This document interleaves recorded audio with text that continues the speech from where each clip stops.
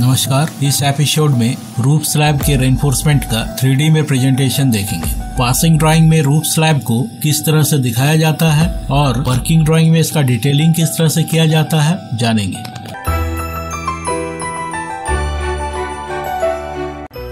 हम जानते हैं स्लैब का छोटा वाला साइड को शॉर्टर स्पैन और बड़ा वाला साइड को लॉन्गर स्पैन कहते हैं। तब डिजाइन करने से पहले पता कर लीजिए कि इसे सिंगल वे डिजाइन करना है या 2 वे टाइप।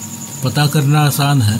स्लैब के लॉन्गर स्पैन को शॉर्टर स्पैन से डिवाइड कर दीजिए। डिवाइड करने पर रिजल्ट 2 या 2 से बड़ा आता है तो स्लैब में 1 वे टाइप रड का डिजाइन होगा, और अगर रिजल्ट 2 से छोटा आता है रड को 2 वे टाइप डिजाइन करेंगे। इसे एग्जाम्पल से समझते हैं। ये एक स्लैब है जिसका लॉन्गर स्पैन 5 मीटर और शॉर्टर स्पैन 2 मीटर का है। अब इसे फॉर्मूला में बिठाइए 5/2, रिजल्ट होगा 2.5 मीटर जो 2 से बड़ा है। इसीलिए स्लैब को 1 वे टाइप डिजाइन करना होगा। आइए डिजाइन करते हैं। याद रखिएगा यहाँ 4 तरह के बार्स का लेयर एक दूसरे के ऊपर रखा जाता है, जिसका 3D प्रेजेंटेशन देख लीजिए। पहला लेयर मेन रेनफोर्समेंट बार का दिया जाता है, जो स्लैब के शॉर्टर स्पैन के पैरेलल स्टार्ट से एंड तक रखा जाता है। शॉर्टर स्पैन के पैरेलल ही क्यों? क्योंकि 1 वे स्लैब में लोड कुछ इस तरह से स्लैब में पड़ता है। आप देख सकते हैं लोड दोनों लॉन्गर स्पैन की ओर ही ट्रैवल कर रहा है। इसीलिए बार्स को भी इसी डायरेक्शन में डालते हैं ताकि लोड इजीली ट्रांसफर हो जाए। 3D में चलते हैं। इन मेन बार्स को 45 डिग्री में एक दूसरे के ऑपोजिट एंड में बेंड किया जाता है। यही सिलसिला एंड तक चलता है। यहाँ बार के दोनों एंड में डेवलप होने वाले नेगेटिव मोमेंटम को काउंटर करने के लिए इस तरह से 45 डिग्री में बेंट अप किया जाता है। सेकंड लेयर बॉटम डिस्ट्रीब्यूशन बार का होता है। इसे मेन बार के ऊपर और लॉन्गर स्पैन के पैरेलल दिया जाता है। मैं ऑर्बिट करके आपको दिखाता हूँ। देखिए, ये जो सभी व्हाइट वाला डिस्ट्रीब्यूशन बार है ये मेन बार के ऊपर है। ये डिस्ट्रीब्यूशन बार्स मेन बार्स को एक दूसरे से जोड़ने का काम करता है ताकि लोड पूरे स्ट्रक्चर पर डिस्ट्रीब्यूट हो। इसलिए इसे डिस्ट्रीब्यूशन बार कहते हैं। हाँ, ये बार स्ट्रेट होता है। इसे पूरे स्लैब के ऊपर डिजाइनर द्वारा दिए हुए स्पेस में रखा जाता है। अब तीसरा लेयर टॉप डिस्ट्रीब्यूशन बार का दिया जाता है। यहाँ बॉटम डिस्ट्रीब्यूशन बार को हमने हाइड किया है। ये जो आप मेन बार का बेंट अप देख रहे हैं, दोनों ही साइड में क्रैंक हो जाने के कारण ये ऊपर से जा रहा है। इन सभी को नीचे से सपोर्ट देने के लिए हम लोग स्ट्रेट बार को इसके नीचे देते हैं दोनों ही एंड में, ताकि सभी को सपोर्ट मिल जाए और यहाँ कोई मोमेंटम डेवलप ना हो। याद रखिएगा, ये सिर्फ क्रैंक वाले पोर्शन में ही दिया जाता है। इसे ही हम टॉप डिस्ट्रीब्यूशन बार कहते हैं। और अब फाइनली एक्स्ट्रा टॉप बार। हम जानते हैं मेन बार्स दोनों ही साइड में अल्टरनेटली क्रैंक किया जाता है, और तब ये दोनों क्रैंक के बीच का गैप डबल हो जाता है। इसीलिए इसके बीच में एक एक्स्ट्रा बार दिया जाता है। देखिए, कुछ ऐसे। देखिए, ऑर्बिट कर रहे हैं, आप सही से देख पाइएगा। इसे ही हम एक्स्ट्रा टॉप बार कहते हैं। इसका साइज आपको अभी ड्राइंग बनाते समय बता दिया जाए। ये वही 1 वे स्लैब है 5 मीटर बाई 2 मीटर का। प्लान में सबसे पहले मेन बार दिखाइएगा। किस साइड? हाँ, शॉर्टर स्पैन के पैरेलल। बीच में इस तरह से 2 दिखा दीजिएगा। ये सिंबॉलिक है। देखिए, एक दूसरे के ऑपोजिट 45 डिग्री का क्रैंक भी दिखाया गया है। इसे ड्रॉ कर सकते हैं, आसान है। अब डिस्ट्रीब्यूशन बार जो लॉन्गर स्पैन के पैरेलल और स्ट्रेट होता है। लॉन्गर स्पैन में जो 2 बीम पास होगा ये उसका सेंट्रल लाइन है। इसके बीच की दूरी को इफेक्टिव लेंथ कहते हैं। प्लान में बस इतना ही ड्रॉ करना होता है। अब इसका सेक्शन काटेंगे और चाहेंगे कि उसमें सभी रेनफोर्समेंट को दिखाया जा सके। याद रखिएगा, ऐसा करने के लिए सेक्शनल प्लेन को मेन बार के पैरेलल पास करवाना होगा। अब इस पूरे प्लान को रोटेट कर लेंगे ताकि सेक्शन काटने में सुविधा हो। देखिए, कुछ इस तरह से यहाँ से काटने के बाद सबसे पहले नीचे स्लैब बनेगा। तब ये मेन बार स्लैब के अंदर दिखाना होगा। कुछ इस तरह से ये एक है और ये दूसरा, जो मेनली 10 mm डाया और 200 mm centre to centre distance में होगा। इसके ऊपर बॉटम डिस्ट्रीब्यूशन बार रखा जाएगा जो 8 mm डाया का होगा और 200 mm centre to centre distance में दिया जा सकता है। अब ये दोनों साइड में जो क्रैंक है इसके नीचे सपोर्ट के लिए टॉप डिस्ट्रीब्यूशन बार डालते हैं, जो कुछ इस तरह से दिखेगा। और 2 क्रैंक के बीच में जो एक्स्ट्रा टॉप बार होता है उसे भी हम दिखाएंगे। देखिए, कुछ इस तरह से दोनों ही साइड। अब जरा बार के लेंथ को समझ लिया। ये लॉन्गर स्पैन वाला बीम का सेंटर लाइन है जो प्लान में भी आपने देखा था, जिसके बीच की दूरी को हम इफेक्टिव लेंथ कहते हैं। मान लीजिए ये लेंथ 6 मीटर का है, तो क्रैंक का बैंड वाला लेंथ L/4 का होगा और बीच में जो एक्स्ट्रा बार देंगे वो L/3 का होगा, इसलिए ये 2 मीटर का हो जाएगा। इस तरह से वन वे टाइप स्लैब का ड्राइंग बनाया जाता है।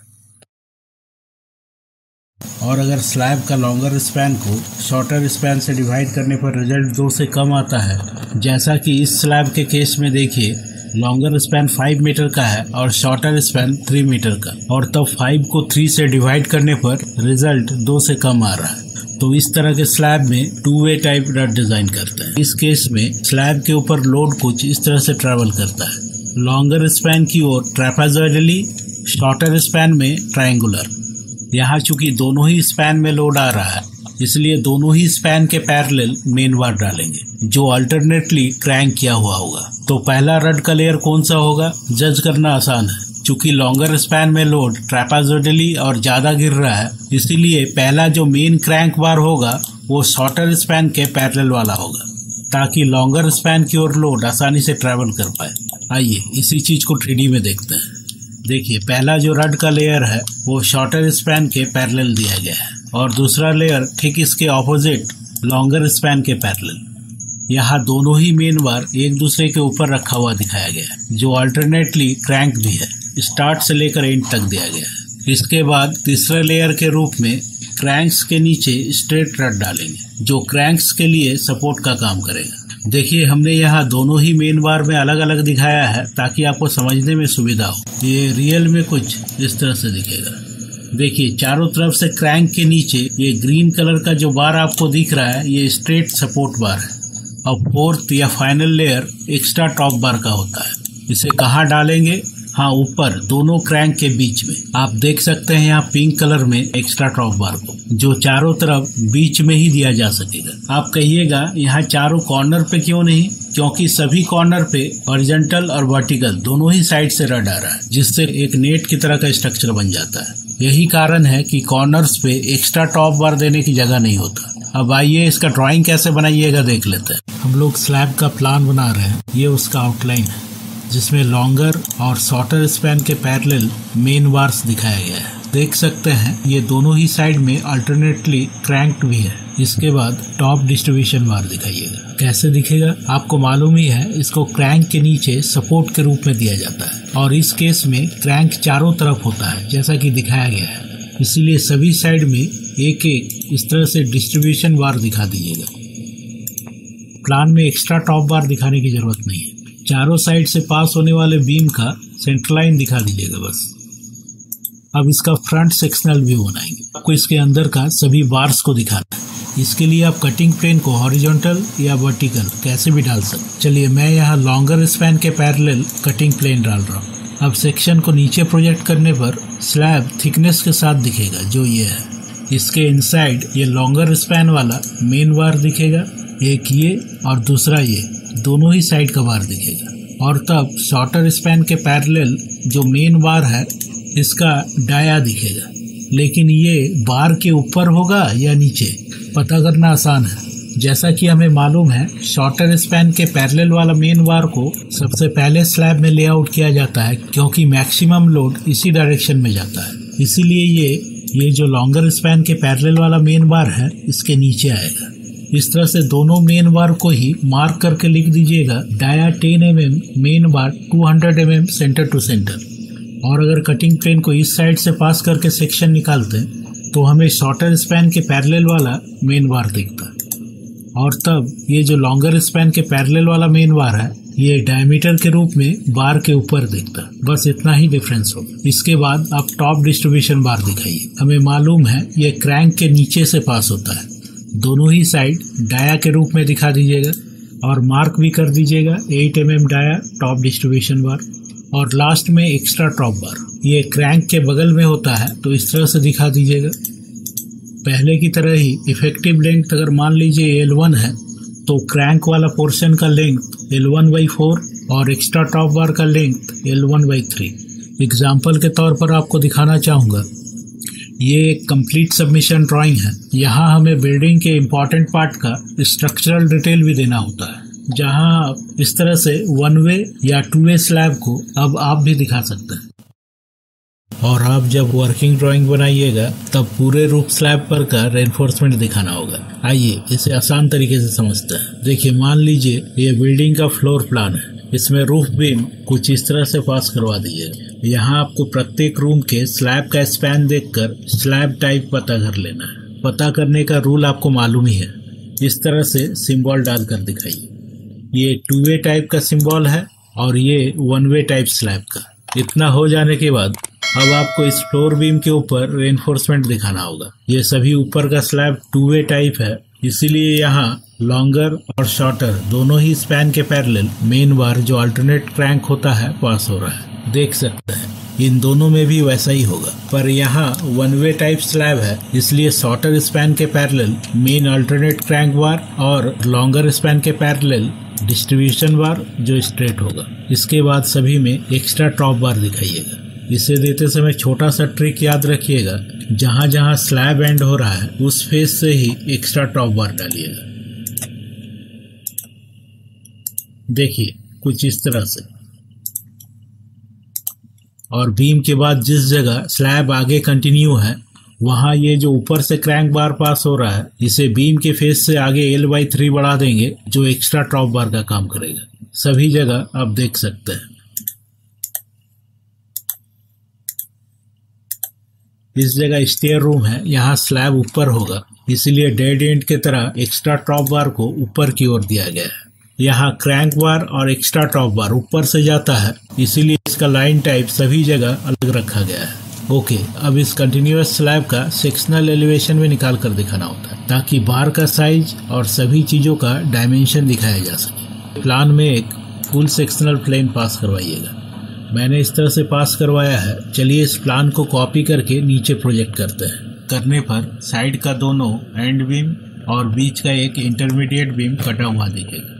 हम लोग इस स्लैब को देख रहे हैं, जैसा कि आप जानते हैं ये 2 वे स्लैब है, इसलिए इसके लॉन्गर और शॉर्टर दोनों ही स्पैन के पैरेलल मेन बार पास होगा। पर आपको सबसे पहले शॉर्टर स्पैन के पैरेलल जो मेन बार पास हो रहा है उसे ड्रॉ करना है, क्योंकि यही बार स्लैब में पहले बिछाया जाता है। इस साइड से देखने पर इसका डायमीटर दिखेगा। देखिए इस तरह से। इसके ऊपर लॉन्गर स्पैन के पैरेलल वाला मेन बार, इसमें एक एंड बीम से क्रैंक होगा और इंटरमीडिएट बीम की ओर जाएगा। इसके जस्ट बगल वाला इंटरमीडिएट बीम पर क्रैंक होकर एंड बीम तक जाएगा। इस तरह से दिखेगा। यहाँ क्रैंक को सपोर्ट देने के लिए टॉप डिस्ट्रीब्यूशन बार दिया गया है, जो क्रैंक के नीचे से पास हो रहा है दोनों ही साइड में। अब एक्स्ट्रा टॉप बार वही स्लैब के एंड से दिया जाएगा, जिसका लेंथ बीम के फेस से L1/3 होगा। ये L1 इसी स्लैब का इफेक्टिव लेंथ है। और जैसा कि डिस्कस किए थे, स्लैब कंटिन्यू होने पर इस साइड का क्रैंक बार को ही आगे बढ़ा देते हैं, जो बगल वाले स्लैब का एक्स्ट्रा टॉप हो जाता है। यहाँ ध्यान रखिएगा, ये जिस स्लैब का एक्स्ट्रा टॉप है उसी का इफेक्टिव लेंथ को 3 से डिवाइड कर इसका लेंथ निकालेंगे, जो यहाँ L2/3 है। अब बगल वाले स्लैब के लिए भी सेम शॉर्टर स्पैन के पैरेलल जो मेन बार है वो डायमीटर के रूप में दिखेगा। इसके ऊपर लॉन्गर स्पैन के पैरेलल वाला पहला मेन क्रैंक बार जो इधर से आने वाले मेन क्रैंक बार के साथ लैप हो जाएगा, तब ऑपोजिट साइड का दूसरा क्रैंक बार। यही क्रैंक बार को आगे बढ़ा दिया गया है, जो बगल वाले स्लैब के लिए एक्स्ट्रा टॉप बार हो गया है। एंड बीम पर भी पहले की तरह एक्स्ट्रा टॉप बार होगा, देख सकते हैं। क्रैंक के नीचे से टॉप डिस्ट्रीब्यूशन बार होगा, दे दिया गया है। अब क्रैंक का लेंथ देख लीजिए। एंड बीम पर जो भी क्रैंक टूटेगा उसका लेंथ इफेक्टिव लेंथ बाई 6 दीजिएगा। इंटरमीडिएट बीम पर जो क्रैंक होगा उसका लेंथ इफेक्टिव लेंथ बाई 4 होगा। ध्यान रखिएगा, जिस साइड क्रैंक होगा उसी साइड का इफेक्टिव लेंथ को लिया जाएगा। बस इतना ही ड्राइंग में बनाते हैं। थैंक यू हमें समय देने के लिए, इस YouTube चैनल को सब्सक्राइब और शेयर करने के लिए। आने वाले एपिसोड में मिलते हैं।